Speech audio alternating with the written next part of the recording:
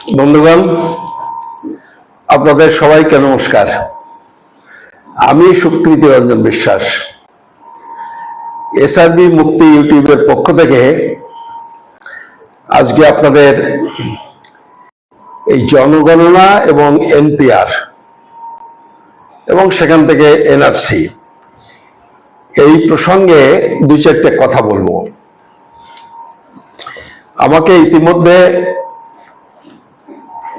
এই যারা আমার ভিডিও দেখেন সেই সব বন্ধুদের মধ্যকার দু তিনজন আমাকে টেলিফোন করেছেন। তারা টেলিফোন করে বলছেন যে এই এনপিআর আর জনগণনা এই দুটো বিষয় কি, এই দুটো বিষয় কি একই না এর মধ্যে কিছু পার্থক্য আছে, এই বিষয়গুলো জানতে চাইছে। আসলে এই বিষয়গুলো জানতে চাওয়ার মূল কারণ হলো মানুষের তো এনপিআর নিয়ে একটা ভয় আছে, কারণ লোকে বুঝে গেছেন যে এনপিআর আসলে এনআরসি করার আগের ধাপ। সেই কারণেই এই জনগণনা যখন হচ্ছে তখনই ওই আশঙ্কা অনেকেই করছেন, যেখান থেকে জানতে চেয়েছেন। আমারও মনে হলো যে বিষয়টা একটু পরিষ্কার হলে মানুষের পক্ষে, আপনারা যারা আমার ভিডিও শুনছেন তাদের পক্ষে একটু সুবিধা হবে। তা আমি খুব সাধারণ কয়েকটা কথা আপনাদের বলবো। দেখুন, জনগণনাটা তো আপনারা জানেন, সেন্সাসটা অনেক পুরনো।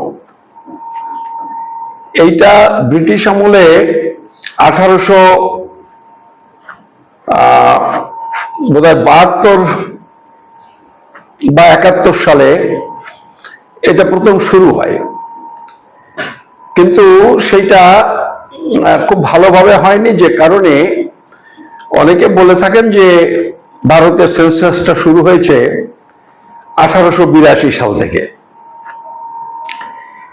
এইটাই এখন অবধি আমরা জানি 10 বছর পর পর এই জনগণনা হয়, এবং এই জনগণনার যে প্রয়োজন সেটাও বহু আলোচিত বিষয়। এই জনগণনায় ভারতে আমরা যারা বসবাস করি তাদের নানান রকমের খবরাখবর সরকার সংগ্রহ করে। মানুষ কতটা লেখাপড়া শিখেছে, কতটা নিরক্ষর আছে, কতটা মানুষ পেট ভরে খেতে পায়, কতটা মানুষ ক্ষুধার্ত, মানুষের আয় কেমন, মানুষ কিরকম বাড়িতে বসবাস করেন, এরকম সমস্ত কিছু সরকার তথ্য সংগ্রহ করে সেটা বিচার বিশ্লেষণ করে সরকার বোঝার চেষ্টা করে, অন্তত করা উচিত, যে যারা দুর্বল, যেখানে সমস্যা, সেই জায়গাটায় বরাদ্দ করা, সরকারের নজর দেওয়া, যাতে সেখানে প্রয়োজনীয় উন্নতি হয়, মানুষ যাতে ভালোভাবে বসবাস করতে পারেন। এই কারণেই এই সেন্সাস হয়, জনগণনা হয়, এইটা তার শুরু। এই যে জনগণনা যেটা হয়, এর জন্য একটা আইন আছে আমাদের ভারতে, সেটা 1948 সালের আইন, মানে দেশ স্বাধীন হওয়ার ঠিক পরপর, একেবারে দেশ স্বাধীন হওয়ার পরপর হয়। দি সেন্সাস অ্যাক্ট 1948, এই অনুযায়ী জনগণনাটা হয়। এবং এই জনগণনা এটা করার জন্য কিছু নিয়ম কানুন, ওই যে রুলস সেটাও হয়। বিভিন্ন সময় বিভিন্ন রকমের রুলস ঘোষণা করেছে সরকার, এবং শেষ পর্যন্ত এখন যে জনগণনাটা হয়, এটা বলা হয়ে থাকে যে 1990 সালের সেন্সাস রুলস অনুযায়ী এই জনগণনা হয়ে থাকে। ফলে আপনি বুঝতে পারছেন যে জনগণনা একটা আইন অনুযায়ী হয়।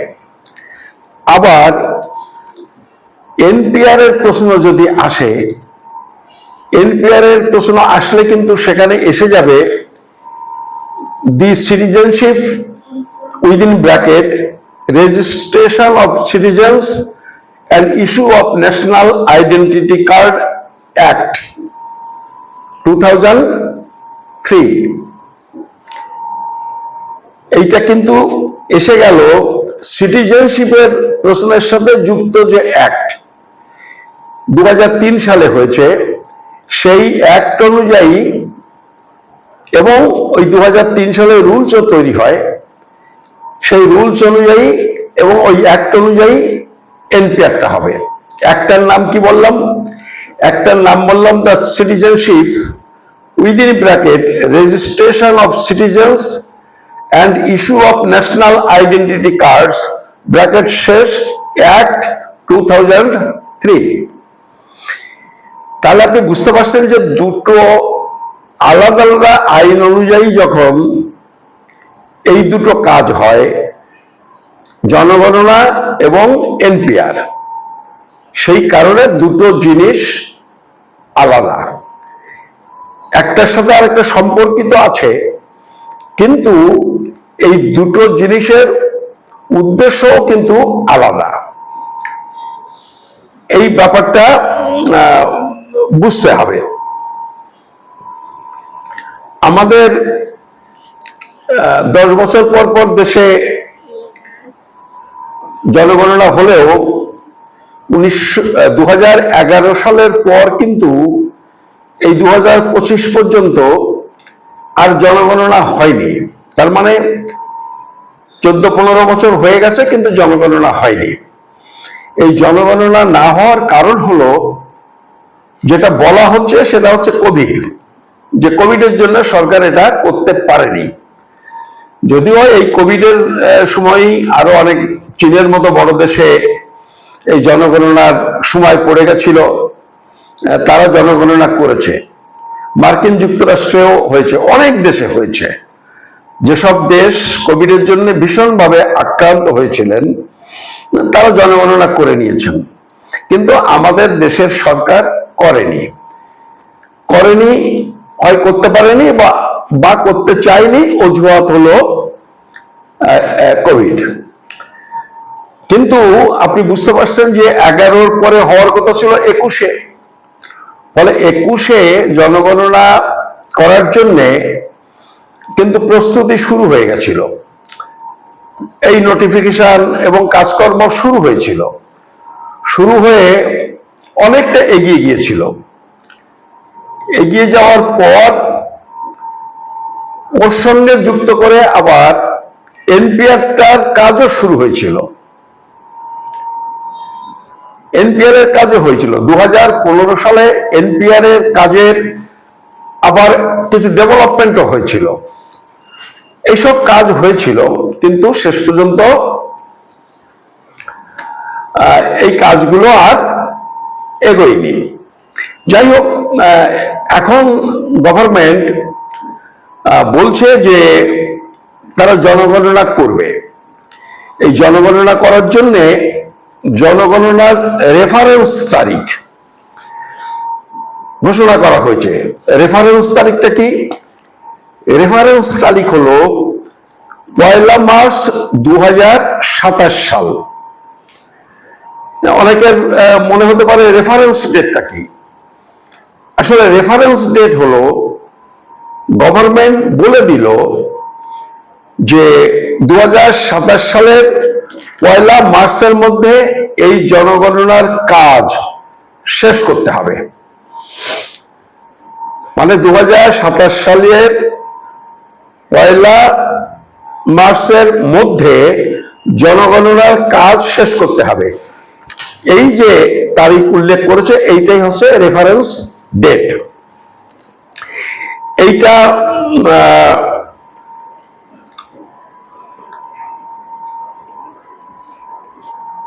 ঘোষণা করেছে, এই যে জনগণনা হবে এইটা ঘোষণা করেছে ভারতবর্ষের স্বরাষ্ট্র দপ্তর, হোম ডিপার্টমেন্ট 4 জুন তারিখে, মানে এ মাসের 4 তারিখে এটা ঘোষণা করেছে যে জনগণনা করা হবে। এবং যেভাবে ঘোষণা হয়েছে তাতে মনে করা হচ্ছে যে আনুষ্ঠানিকভাবে গেজেট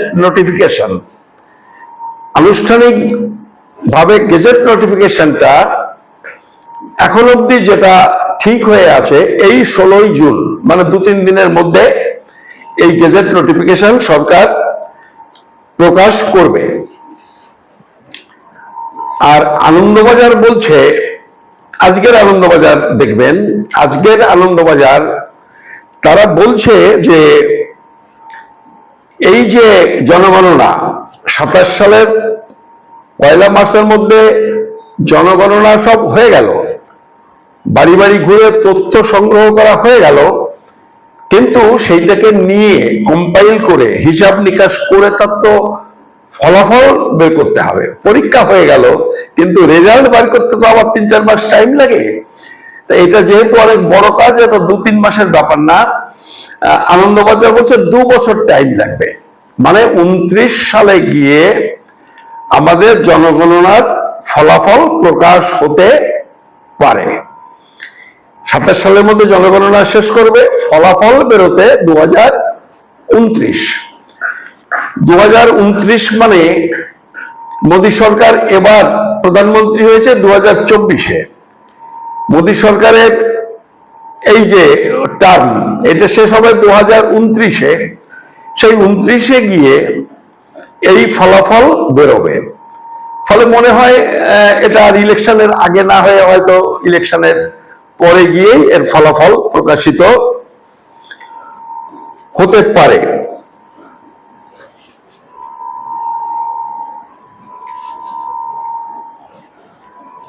এই যে জনগণনার কাজ, সেটা এর আগেও 2 ধাপে হয়েছে, এবারও ঘোষণা করা হয়েছে যে 2 ধাপে এই জনগণনার কাজটা হবে। প্রথম ধাপে হবে এই বাড়ি ঘর ইত্যাদি ইত্যাদি, এইটার একটা গোনাগুনির কাজ হবে, যে মোট কত বাড়ি আছে, তার মধ্যে কত পাকা বাড়ি, কত কাঁচা বাড়ি, কোনটা অর্ধেক পাকা, সাত টালি ইত্যাদি ইত্যাদি, যে প্রফর্মা তৈরি হবে সেই অনুযায়ী প্রথম ধাপে হবে এই বাড়ি গণনার কাজ। এবং এইটার জন্যে 11 মাস টাইম ধার্য হয়েছে, যে 11 মাসের মধ্যে এইটা করা হবে। সেটা হবে 2026 সালের ফেব্রুয়ারি মাসের মধ্যে এই বাড়ির গোনাগুনির কাজটা শেষ হবে। তারপরে শুরু হবে মানুষ গোনার কাজ। এই মানুষ গোনার কাজটা আরো একটু জটিল হবে। সেটা কত মানুষ, তারা কে কি পেশার সাথে যুক্ত, কার কি বয়স, কার কি বর্ণ, কি ধর্ম। এর আগে এসসি এবং এসটিদেরটা গোনা হতো। এবার যেহেতু জাত গণনার কথা বলেছে, জাত গণনা মানে এসসি এসটি তো গোনা হতোই, ওবিসিটাও গোনা হবে, ফলে আরো একটু জটিল হলো। এইটা শুরু হবে ওই বাড়িঘর কেনার, বাড়িঘর গোনাগুনির শেষ হওয়ার পর। তার মানে 2026 সালের অক্টোবর মাসের পরে, এই 2026 সালের ফেব্রুয়ারি মাসের পরে শুরু হবে মানুষের এই গোনাগুনির কাজ। এবং এইটাও ধার্য করা হয়েছে সময় 11 মাস। এই 11 মাসের মধ্যে এইটা করা হবে। এইটা এখনো অব্দি আমাদের যে জনগণনার যে কাজ, সেটা সম্পর্কে বলা হয়েছে। এই 2টো ধাপ, ঘরবাড়ি গোনা আর তারপরে জনগণনা। এর মধ্যে আবার 2টো ভাগ আছে। আবার 2টো ভাগ মানে এই যে বলেছি যে রেফারেন্স ডেট যেটা বলেছি 2027 সালের 1 মার্চ, ওইটা আবার 4টে এলাকার জন্য 1 বছর এগিয়ে আনা হয়েছে। জম্মু কাশ্মীর, হিমাচল প্রদেশ, উত্তরাখণ্ড, লাদাখ। জম্মু কাশ্মীর, লাদাখ মানে তিনটে পার্ট, কাশ্মীর একটা, জম্মু একটা, লাদাখ একটা। এইটা মানে জম্মু কাশ্মীর, লাদাখ, হিমাচল প্রদেশ, উত্তরাখণ্ড। এইটা ওই প্রচন্ড ঠান্ডা থাকে, মানুষ চলাচলে অসুবিধা হয়, বরফ পড়ে, গাড়ি ঘোড়া চলতে পারে না, যে কারণে ওই কটা জায়গার জন্য আলাদা সময়সীমা নির্ধারণ করা হয়েছে। সেইটা শেষ করতে হবে 1 অক্টোবর 2026 সালের মধ্যে। 1 অক্টোবর 2026 সালের মধ্যে এই কাজটা শেষ করার টার্গেট ঠিক করা হয়েছে। তাহলে এইটা আমাদের মোটামুটি জনগণনা সম্পর্কে বিষয়। তাহলে বুঝতেই পারছেন যে যারা এই নাগরিকত্ব সমস্যাটা নিয়ে ভাবছেন, তাদের জন্য কিন্তু জনগণনা ব্যাপারটা খুব দুশ্চিন্তার কিছু নয়, এটা অত্যন্ত স্বাভাবিক বিষয়। কিন্তু তা সত্ত্বেও এর মধ্যে একটা দুশ্চিন্তার বিষয় আছে, যদিও গভর্নমেন্ট এটা এখনো ডিক্লেয়ার করেনি। সেটা আমি বলছি কারণ অতীতের কিছু অভিজ্ঞতা মাথায় রেখে বলছি। আমার ধারণা এই যে সেকেন্ড ফেজ যখন শুরু হবে, মানুষ গণনা কাজ যখন শুরু হবে, সেই সময় কিন্তু ওর সঙ্গে সঙ্গে এই এনপিআর এর তথ্য সংগ্রহের কাজটাও একসঙ্গে গভর্নমেন্ট করতে পারে। যদি করতে চায় তাহলে তার জন্য আলাদা নোটিফিকেশন হবে, গভর্নমেন্ট আলাদা নোটিফিকেশন করবে এবং সেটা এই আইন অনুযায়ী করবে। এই যে 2003 সালের আইন অনুযায়ী করবে, করে তারা বলবে যে ওই দ্বিতীয় ধাপের যে জনগণনা, তার সঙ্গে এনপিআর এর কাজটাও গভর্নমেন্ট কোন ডেট থেকে কোন ডেটের মধ্যে সমাপ্ত করবে, এইভাবে নোটিফিকেশন করবে। কারণ বিনা নোটিফিকেশনে এনপিআর এনআরসি হবে না, এইটাই আইন। আমাদের মানিকবাবু যাই বলুন, সেটা কিন্তু আইন নয়। আইন হলো এইরকম ভাবে নির্দিষ্ট সময়সীমা উল্লেখ করে গেজেট নোটিফিকেশন হবে যে এই ডেট থেকে এই ডেটের মধ্যে এনপিআর হবে, মানুষকে সহযোগিতা করার জন্য বলা হবে। তো এখন প্রশ্ন হলো যে এই যে এনপিআর এর যে ব্যাপারটা, এই এনপিআরটা শুরু হলে এই জায়গাতে এই নাগরিকত্ব সম্পর্কে দুটো তিনটে আলাদা কলাম থাকবে। বোঝার চেষ্টা হবে যে এই লোকটি ভারতবর্ষের নাগরিক কিনা, এবং এইটা বোঝার জন্য যাতে কিছুটা বোঝা যায়, মানে কি অনুমান করা যায়, অ্যাপারেন্টলি আপাতভাবে একটা ধারণা করা যায়, এরকম কিছু প্রশ্ন থাকবে। সেটা জিজ্ঞেস করলে তার জবাব দিতে হবে। তখন যারা এই বাড়ি বাড়ি জনগণনার কাজ এবং এনপিআর, ওই যে দ্বিতীয় ধাপের সাথে যদি একই সঙ্গে হয়, যদি হয়, তাহলে তাদের ট্রেনিং দেওয়া হবে।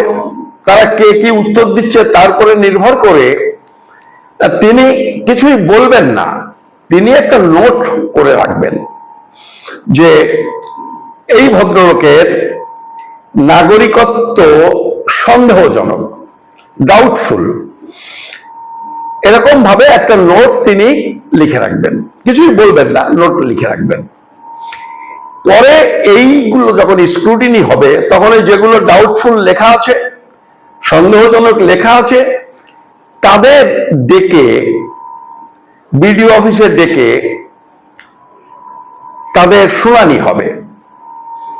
তারা বলে দেবে আপনি এই ডেটে, এই সময়ে, এই ডেট থেকে এই ডেটের মধ্যে আপনার নাগরিকত্ব সম্পর্কে যে সমস্ত কাগজপত্র আছে সেগুলো নিয়ে হাজির হন, এবং সেখানে তাকে একটা বোর্ড, ওই যেমন ভোটার লিস্টে নাম টাম তুলতে গেলে হয় বা হওয়ার কথা, সেই অনুযায়ী কিছু প্রশ্ন করবে, কাগজপত্রগুলো দেখবে, দেখে তারা বলবে যান। সিদ্ধান্ত পরে তারা নেবে, সিদ্ধান্ত ওই সময় জানাবে না। তারা এইটা নিয়ে আবার চিন্তা ভাবনা করে সিদ্ধান্ত নিয়ে যাদেরটা হয়ে গেল বা যাদেরটা হলো না সেটা আবার একটা ওই নোটিশ সেখানে টাঙিয়ে দেবে যে এদেরটা তারা সন্তুষ্ট নয়। এইভাবেই এসডি অফিসে হবে, এরপরে ফাইনালি ডিএম অফিস পর্যন্ত আপনি আবেদন করতে পারবেন। এইটাই হচ্ছে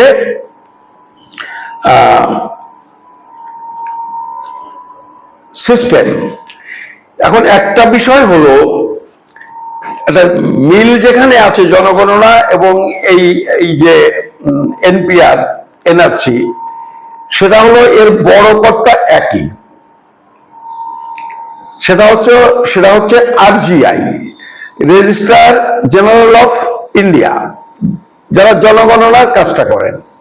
ওই একই ব্যক্তি তাকে একই সঙ্গে এই যে সিটিজেনশিপ অ্যাক্ট 2003 সাল, এইটাতে তাকে আবার বলছে যে তিনি হলেন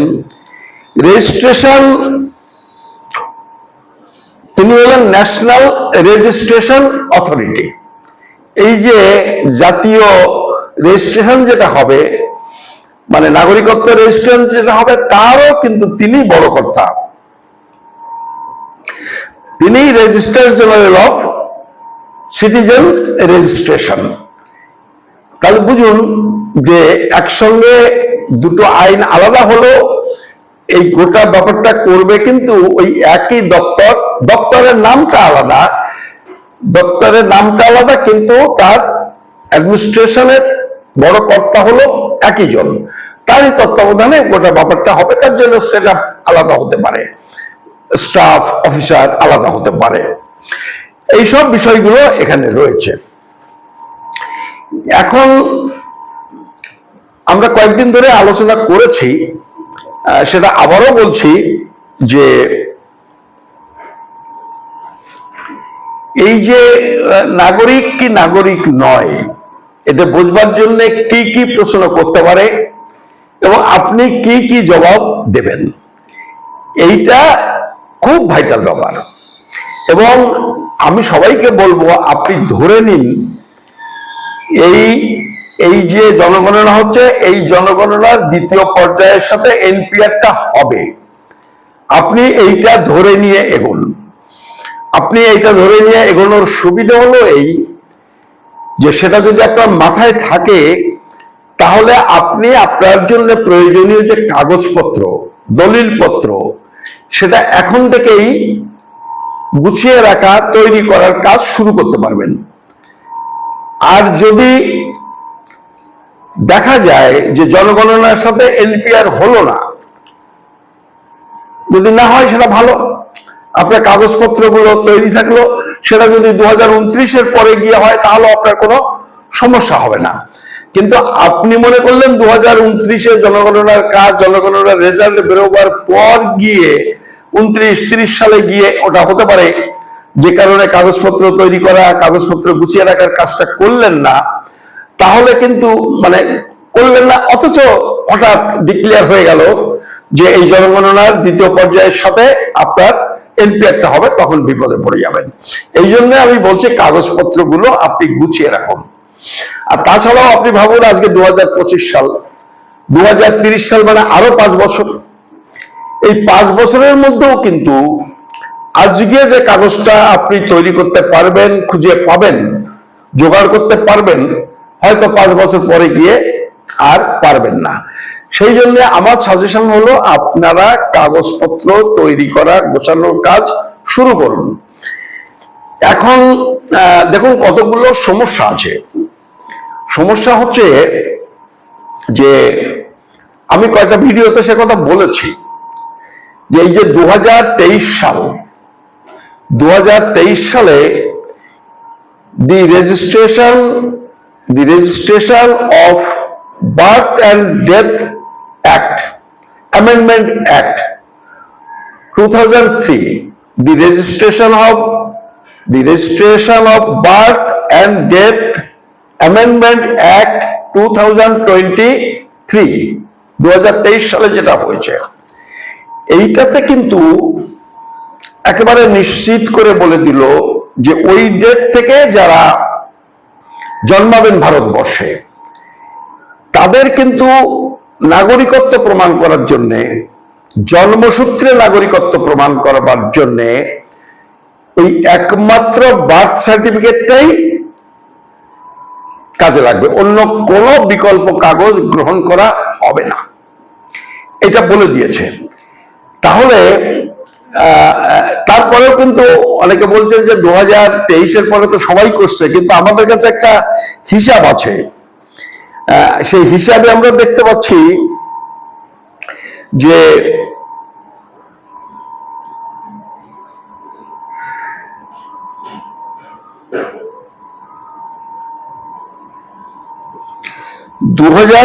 সালের পরেও 2023 সালের পরেও মানে 2025-এর একটা এই সম্প্রতি বেরিয়েছে, তাতে দেখা যাচ্ছে যে এখন অবধি মাত্র 84% মানুষ ওই তাদের জন্মের সার্টিফিকেট নিচ্ছেন, জন্ম নথিভুক্ত করছেন। ফলে এরপরেও অনেকে করছেন না। এইটা একটু মাথায় রাখুন, আমরা বারবার বলছি যে এইটা অন্তত আপনারা আর ভুল করবেন না। আর এই যে 69 সালে যে আমাদের জন্ম মৃত্যু নিবন্ধীকরণের যে আইন, এটা তো প্রথম হয় 69 সালে। 69 সালে হওয়ার পর 89 সালে এসে একটা, মানে আমি এখন অবধি যে কাগজপত্র দেখতে পাচ্ছি তাতে স্পষ্ট নয় যে আইন হয়েছিল অথবা কোনো গেজেট নোটিফিকেশন হয়েছিল। আমার যতদূর ধারণা আইন হয়নি, এটা গেজেট নোটিফিকেশন হয়েছিল।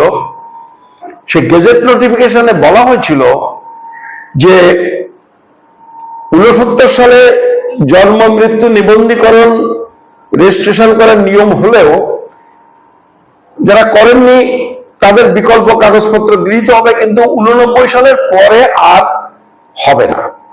89 সালের পরে শুধু বার্থ সার্টিফিকেটটা গ্রহণ করা হবে, এইটাই সে আবার যেটা বলল। কিন্তু 89 সালের ওই যে সরকারি নির্দেশ, জানি না আইন কিনা, আমার মনে হচ্ছে আইন নয়, সরকারি নির্দেশ জারি হয়েছিল, সেই নির্দেশটা কিন্তু আবার তুলে নেওয়া হলো। এই তুলে নেওয়া হলো 1916-17 সালে, এই 2016-17 সালে। 1989 সালের ওই নির্দেশ আবার 2016-17 সালে তুলে নেওয়া হলো। কেন তুলে নেওয়া হলো সেইটা একটুখানি বোঝা দরকার। তুলে নেওয়া হলো এই কারণে, আমাদের দেশের যে পরিসংখ্যান, সেই পরিসংখ্যান বলছে 2005-06 সালে, মানে 2005-06 সালে জন্ম নিবন্ধীকরণ হয়েছিল, মানে জন্মের খবরাখবর দিয়ে সার্টিফিকেট ইস্যু হয়েছিল মাত্র 27% মানুষের। কত?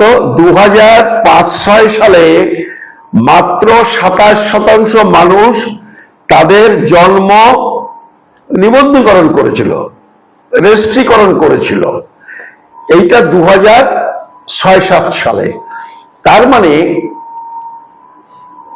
3 ভাগের বা 4 ভাগের 3 ভাগ মানুষই কিন্তু শুধু জন্মের সার্টিফিকেটটা যদি জন্মের জন্য মানা হয় তাহলে 4 ভাগের 3 ভাগ লোক বাদ পড়ে যায়। এইটা তো সম্ভব নয়, যে কারণে গভর্নমেন্ট ওই সময়টা আস্তে আস্তে পেশ হচ্ছে। তা আমি এটা বললাম আপনার 2005-06 সালে 27%। তারপরে আরেকটা সার্ভে হয়, সেটা হয় 2015-16 সালে। 2015-16 সালে দেখা যাচ্ছে যে এইটা অনেকটা বেড়ে গেছে, বেড়ে গিয়ে 62%, 62.3, আপনি 62 ধরুন, 62% মানুষ জন্ম নিবন্ধীকরণ করেছে। তাহলে বাদ পড়লো কতজন? 62% যদি করে থাকে তাহলে বাদ গেল কত? 38% মানুষ। তাহলে 38% মানুষ তারা জন্ম নিবন্ধীকরণ করেনি কত সালে? 2015-16 সালে। তারপরে আরো একটা সার্ভে হয়েছে, সেটা হচ্ছে 2017 সালে হয়েছে। 2017 সালে দেখা যাচ্ছে যে 85% মানুষ তাদের জন্ম নিবন্ধীকরণ করেছে। মৃত্যুটা আরো একটু কম। জন্মটা নিয়ে আমরা বলছি, আমাদের জন্মের ব্যাপারটাই প্রয়োজন। জন্ম নিবন্ধীকরণ করেছে 2017 সালে 85% মানুষ, তারও 15% মানুষ করেনি, তারা বাদ পড়ে যায়। এইগুলো দেখে যে আমরা শুধু যদি মানুষের জন্মের মানে জন্মসূত্রে নাগরিকত্বের ক্ষেত্রে এনআরসি করতে গিয়ে বা কিছু একটা করতে গিয়ে যদি বলি ওই জন্মের সার্টিফিকেট ছাড়া হবে না, তাহলে মানে সেই ঠক বাসতে গা উজাড় হয়ে যাবে। আর এরকম যদি হয় তাহলে ওই গভর্নমেন্টে যারা থাকবে তারা কোত্থেকে কোথায় উবে যাবে তার কোনো ঠিক নেই, ওই দলেরই আর কোনো অস্তিত্ব থাকবে না। যার জন্য তারা ক্রমেই পেছোচ্ছে এই 2023 সালে এসে এইবার বলছে যে আর হবে না। 2017 85%, 23-এ আরো 6 বছর পরে আরো খানিকটা নিশ্চয়ই বেড়েছে। আর আমরা এবারে বলছি যে আপনারা কিন্তু আর এই ভুলটা করবেন না। তাহলে এখন প্রশ্ন হলো যে আমি এই কথাগুলো বলছি কিন্তু ওই একজন উদ্বাস্তু আন্দোলনের দৃষ্টিভঙ্গি থেকে কিন্তু এই কথাগুলো বলছি। আমি এগুলো খোঁজাখুঁজি করে বের করছি, কিন্তু আসলে আমি যেহেতু উদ্বাস্তুদের নিয়ে কাজ করি, উদ্বাস্তুরা এটা দেখে আমার ধারণা একটু আশার আলো পাবেন যে গভর্নমেন্টের কোনো উপায় নেই শুধুমাত্র জন্মের সার্টিফিকেটের উপর নির্ভর করে এনআরসি করার। তাদের বিকল্প কাগজপত্র মানতেই হবে। এবং এই বিকল্প কাগজপত্র নিয়ে আমি ওই প্রথম পর্ব, দ্বিতীয় পর্ব, তৃতীয় পর্ব, এই ভিডিওর আগেই আপনি দেখুন 6ষ্ঠ পর্ব পর্যন্ত, সেখানে আমি বলেছি কি কি বিকল্প কাগজপত্র। ডোমিসাইল সার্টিফিকেট একটা করে রাখতে পারেন, স্কুল যদি ম্যাট্রিকুলেট পাস করে থাকেন তাহলে স্কুল ফেডারেল সার্টিফিকেট, যদি ম্যাট্রিক পাস না হন তাহলে স্কুল লিভিং সার্টিফিকেট, প্রাইমারিতে পড়লে প্রাইমারির, হাই স্কুলে পড়লে হাই স্কুল, যে পর্যন্ত যিনি পড়েছেন এগুলো। ভোটার কার্ডটা রেখে দিন, তারপরে ভোটার কার্ড, আধার কার্ড, যেগুলো আপনার আছে, রেশন কার্ড, সেগুলো রাখুন, গুছিয়ে রাখুন, ফেলে দেবেন না। কোনটা মানবে গভর্নমেন্ট, কোনটা মানবে না, এটা নিয়ে কিন্তু আমি আপনাদের বলছি এখনো সন্দেহ আছে। এই কারণে ক্ষমতায় হচ্ছে বিজেপি, দেখুন এই সমস্ত পরিসংখ্যান দেখার পরেও এই 2019 সালের 20-এ আমি টুকে নেওয়ার জন্য মাসটা লিখতে ভুল করে গেছি, মনে হয় 20 অক্টোবর, সম্ভবত 20 অক্টোবর 2019 সাল। এই 20 অক্টোবর 2019 সালে অমিত শাহ বলছেন গভর্নমেন্ট নির্দেশ কিন্তু আছে, voter card, Aadhaar card, PAN card, ration card এগুলো মানবে, কিন্তু অমিত শাহ 2019 সালের 20 অক্টোবর, সম্ভবত অক্টোবর, বলছেন যে আধার কার্ড, ভোটার কার্ড বলেছে, অর্ডার যা আছে সেটা কিন্তু আলাদা। উনি যেটা মুখে বলেছেন, এবং এটা বলেছেন একটা প্রেস কনফারেন্স করে, ওই নির্বাচনী বক্তৃতাই নয়, এটা প্রেস মিট করে তিনি এটা বলেছেন, প্রেস বিবৃতিতে এটা বলেছেন যে আধার কার্ড, ভোটার কার্ড, পাসপোর্ট নাগরিকত্বের প্রমাণ হিসেবে গ্রহণ করা হবে না। কে বলছেন? স্বরাষ্ট্রমন্ত্রী। কত সালে? 2019 সালে। অথচ গভর্নমেন্টের অর্ডার কিন্তু রয়েছে এইগুলো জন্মের বিকল্প সার্টিফিকেট হিসেবে গ্রহণ করা হবে। এবং এটা হয়েছে, আমি যেটা বললাম যে ওই যে 2017 সালের হিসেব বললাম, 2017 সালেও 15% লোকে জন্ম নিবন্ধীকরণ করেনি, আর উনি 19 সালে এই ডিক্লেয়ার এইভাবে করছেন। তো 2017 সাল বলেছি, 2005-6 সাল বলেছি, 2015-16 সাল বলেছি, মানে একটা বিপুল সংখ্যক মানুষ কিন্তু তাতে এনআরসি শুট হয়ে যাবে, মানে একটা ডিজাস্টার হয়ে যাবে। কিন্তু সেই জন্য গভর্নমেন্ট ভেবে চিন্তে অর্ডারটা দিয়েছে, অমিত শাহ বলে দিচ্ছেন উল্টো রকম। সেই জন্য আমি বলছি যে শেষ পর্যন্ত কোনটা এরা গ্রহণ করবে এটা বলা কিন্তু খুব মুশকিল। হয়তো দেখা গেল বললে এইগুলো হবে না, অন্য আর তিনটে হবে। সেই জন্য আমি যে নামগুলো বলছি, যে ডকুমেন্টগুলো বলছি, সবগুলোই যতটা যার পক্ষে সম্ভব সেগুলো জোগাড় করে রাখুন। সেটা হলো ডোমিসাইল সার্টিফিকেট। ডোমিসাইল সার্টিফিকেট কি করে বের করতে হয় সেটা আপনারা একটু জেনে নিন। আপনারা খোঁজ নিলেই পঞ্চায়েত অফিসে গেলে পাবেন, পৌরসভায় কাউন্সিলরদের কাছে গেলে পাবেন, বা নেট টেট ঘেটে আপনারা পেয়ে যাবেন। আপনারা ডোমিসাইল সার্টিফিকেটটা বের করুন। সাথে সাথে সেটা যদি না পারেন, আর যদি পারেনও, তার সাথে আপনি আপনার স্কুল লিভিং সার্টিফিকেট, যেটা একটু আগে বললাম, সেটা করুন। তারপরে এই যেগুলো বললাম, ওই অমিত শাহ যাই বলুন, এইগুলো সব জোগাড় করুন। ড্রাইভিং লাইসেন্স যদি থাকে সেটা নিন, এলআইসির যদি কোনো কাগজ থাকে সেটা নিন, জমির যদি কোনো দলিল থাকে সেটা নিন।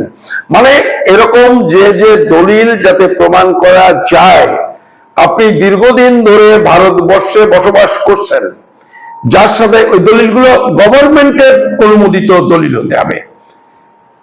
বুঝা গেল? গভর্নমেন্টের স্বীকৃতিওয়ালা দলিল যতগুলো পাবেন আপনারা সবগুলো জোগাড় করুন। এখন দেখুন, এই স্কুল লিভিং সার্টিফিকেট টিকেট, এটা ঘটনা এখন থেকে 50 বছর আগে আপনি প্রাইমারি স্কুলে পড়েছেন। এখন সেই সার্টিফিকেট আনতে গেলে সেই মাস্টারমশাইরা নেই, সেই কাগজপত্র আছে কি নেই, তা সত্ত্বেও নানান রকমের সোর্স আছে।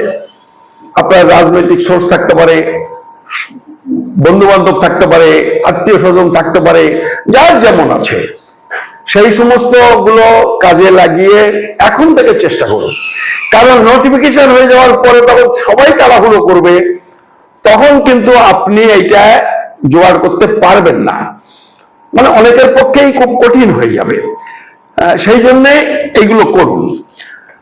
আর আমি যেটা বললাম যে এই এনপিআর এর সময় এগুলো জোগাড় যখন হয়ে যাবে, আপনি এনপিআর এ বলে দিতে পারবেন, তার উপর ভিত্তি করে আপনি বলতে পারবেন। যদি বলে আপনার নাগরিকত্ব কি আছে, আপনি বলবেন আমার এই আছে, এই আছে, এই আছে, এই আছে। এখন এইগুলো বলে দিলে যদি ওই যিনি যাবেন আপনার বাড়ি, তিনি যদি খুশি হয়ে যান, তাহলে আপনাকে ডাউটফুলের মধ্যে পড়তে হলো না। কারণ ডাউটফুলের মধ্যে পড়ে গেলে বেরোনোটা কঠিন হবে, অন্তত আসামের ক্ষেত্রে আমরা অভিজ্ঞতা থেকে যেটা দেখে পাচ্ছি। ফলে ডাউটফুলের মধ্যে যাতে না যেতে হয় তার জন্য আগে থাকতে রেডি হন। ফলে এইটা হলো আপনাদের আজকে বলার ছিল, সেটা আমি বলছি। এবং এই হিসেবগুলো শুধু আমাদের দেশে না, এটা ইউনিসেফেরও কিছু হিসেব আছে। তারা গোটা পৃথিবীর এই ডেট অফ মানে বার্থ সার্টিফিকেট কত মানুষের আছে তারও হিসাব আছে। তাতেও দেখা যাচ্ছে যে ওই উন্নত দেশগুলোতেও বহু এরকম অবস্থা পড়ে আছে। ফলে আমাদের দেশের সরকার যত চেষ্টাই করুক, আমি আপনাদের বলছি যে আপনারা হতাশ হবেন না, বা আপনারা অতটা দুশ্চিন্তাগ্রস্ত হবেন না। বিকল্প কাগজ এই সরকারকে গ্রহণ করতেই হবে। আর বিকল্প কাগজ যখন গ্রহণ করতে হবে, তখন ওই দেশ থেকে যারা এদেশে এসেছেন, মানে আমি এটা আইন বহির্ভূত কথা বলছি, আইন বহির্ভূত কথা বলছি মানে দেখবেন এর আগের ইয়েতে আমি অনেকটা বলেছি ভিডিওর মধ্যে, যে যুধিষ্ঠির হলে আমরা টিকতে পারবো না। যুধিষ্ঠির হলে টিকতে পারবো না। আমাদের ওই অশ্বত্থামা হত ইতি গজ, ওই ছোট্ট করে হত ইতি গজ ওইটুকু না বললে টিকতে পারবো না। আর এমনি কথাই বলে না, ওই যে চুরি বিদ্যা খুব ভালো বিদ্যা যদি ধরে না পড়েন, তো ধরুন আপনি যারা 50 সালে ওদেশ থেকে এসেছেন, আজকে এই যে এনআরসি কার 19 বলছে, ওখান থেকে কাগজপত্র এনে দরখাস্ত করুন। সেই দরখাস্ত কবে কি হবে, কবে করতে পারবেন, কবে কাগজ জোগাড় করতে পারবেন, তারপরে সেই পাবেন কি পাবেন না। হয়তো ভোটের জন্য 1-2 হাজার লোককে দিয়ে প্রচার করলো, বাকি লোকেরটা দাম পেয়ে পড়ে থাকলো। হবে এইগুলো, মানে হবে, মানে আমি এটা বলছি তো মানে আন্দাজে বলছি না। দেখুন ওই লোকসভা ইলেকশনের আগে 7টা না 8টা লোকের নাগরিকত্ব দিয়েছিল পশ্চিমবঙ্গে, 7 জন না 8 জন। নদিয়ার একজন, হৃদয়পুরের একজন, ঠাকুরনগরের একজন, যদিও তার বাড়ির লোকে পায়নি, মানে তারা বেশি বিপদে পড়েছে। তার বাড়ির লোকগুলো সব কিন্তু বাংলাদেশি, সে নাগরিকত্ব সার্টিফিকেট পেয়ে গেছে। শান্তি কিন্তু নেই, বরং অশান্তিটা বেড়েছে। তবুও যা হোক, তারা পেয়েছে, কাগজে লেখালেখি হয়েছে, তাদের আমরা টিভিতে দেখেছি, কত কিছু হলো। তো তারপরে যদি হাজার হাজার হয়ে থাকে, তার খবর আমরা পাই না কেন? আসলে ওটা করা হয়েছিল, ওইভাবে নাগরিকত্ব হয় না। কোন অফিসার কাগজপত্র স্ক্রুটিনি না করে, সেটা পরীক্ষা নিরীক্ষা না করে, সেটা জাল সার্টিফিকেট এরকম না করে যারা চাকরি বাকরি করে, এটা করেন না। সেটা গভর্নমেন্ট চাপ দিয়ে ইলেকশনের জন্য করে নিয়েছে, বা পেট্রোল বুঝে দিয়ে কয়েকজনকে করে নিয়েছে। আবার হয়তো ইলেকশন 26 সালে পশ্চিমবঙ্গে তো বিজেপি খুব বিপদে পড়ে গেছে। এত ঢাকঢোল পিটিয়ে কাউনিশ করলো, একটা লোক অ্যাপ্লিকেশন করে না। ফলে তারা খুব রাজনৈতিক ভাবে খুব ব্যাকফুটে আছে, খুব বেসামাল অবস্থায় পড়ে গেছে। ফলে এখন তারা যেটা চেষ্টা করছেন, এই আমাদের শান্তনু, এই আমাদের অসীম সরকার এবং অন্যান্য লোকজনকে ধরে তাদের দিয়ে, ওই ঘুঘু ধরতে গেলে তো ঘুঘু লাগে না, নমসূদ্র মতুয়াদের আবেদন করাতে গেলে তো এই লোকগুলোকে ব্যবহার করার চেষ্টা করছে। করে এরা ভাবছে যে ওই 2-3 হাজার লোককে যদি অন্তত নাগরিকত্ব সার্টিফিকেট আমরা ইস্যু করে দিতে পারি, ওই 2-3 হাজার ইয়েটাকে ওরা 2-3 লক্ষ, 30 লক্ষ 50 লক্ষ বলে প্রচারে নিয়ে যাবে। নিয়ে গিয়ে 26 সালের নির্বাচন পার হয়ে গেলেই সব শেষ। উনি আর কোনো কথা বলবেন না। আপনারা নিশ্চিত থাকুন, আসাম এবং পশ্চিমবঙ্গের এই যে বিধানসভা ভোট, এই ভোট হয়ে যাওয়ার পর বিজেপি এই নাগরিকত্বের প্রশ্নে আর কোনো কথা বলবে না। ওরা বলবে যা করার K-19 করে দিয়েছে, পাও পাও, না পাও না পাও। ফলে এই এখন কাগজপত্র জোগাড় করে আপনারা K-19 অ্যাপ্লাই করবেন এবং নাগরিকত্ব পাবেন, এইটা আমার মনে হয়